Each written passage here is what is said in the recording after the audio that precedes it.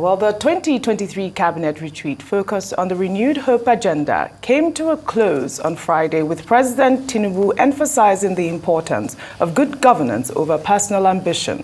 Key recommendations as outlined by the Secretary of the Government to the Federation was to encompass administrative reforms, performance bonds for civil servants, and improved information flow. Additionally, Resolve Delivery Unit introduced the delivery tracker to enable real-time project tracking by Nigerians.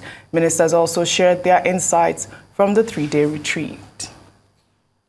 To raise the approval threshold for public procurement and encourage open bidding for transparency, define consequences, and accelerate prosecution of individuals and companies that do not complete contracts awarded to them.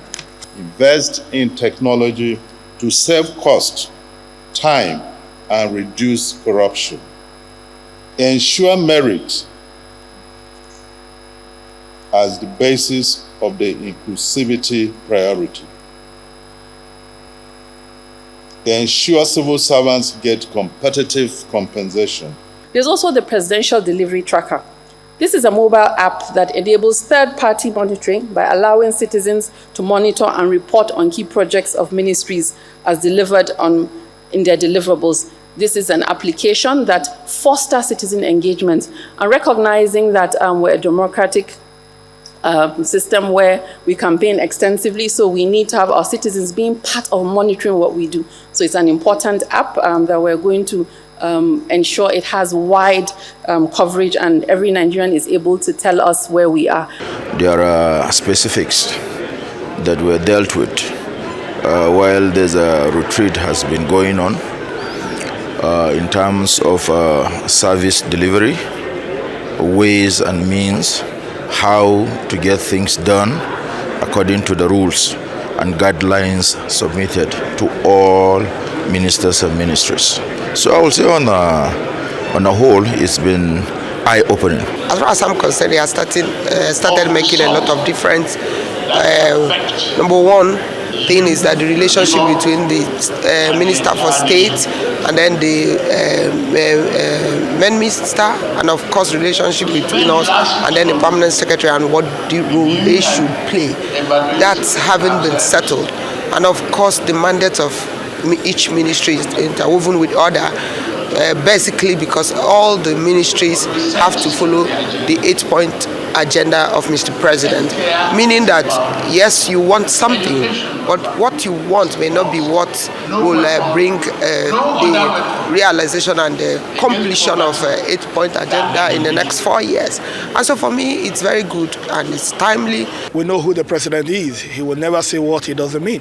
So when he says, if you don't perform, you go, I want to believe he means that. So it's a wake-up call for all of us to never rest on our oars, to know fully well that the targets are high, the bars are high, and the expectation of Nigerians are pretty high. So we must roll up our sleeves, get back to work, make it less of words, but more of actions, and deliver on the renewed hope agenda of Mr. President. All right, Steve, the very important, much-needed ministerial retreat has come to a close. Yeah. The president has empowered his special advisor on policy and coordination, Hadiza Bala Usman, to reactivate that delivery tracker to enable Nigerians to track, the projects that are being implemented by these ministers. I think it is important to have Nigerians engage in that manner. I think that there should be more, enlightenment on that tracker system, so we can speak, because I believe that this administration has been listening to Nigerians in some ways. Yes, we have seen some reforms, and we have to applaud them. And I think that it is important that this whole system has been put in place now after this retreat. You're right, Oji. I mean, I think that the administration of President Muhammadu Buhari actually had an executive order on that tracker system, but I think he placed that responsibility on the table of the SGF, the Secretary to the Government of the Federation.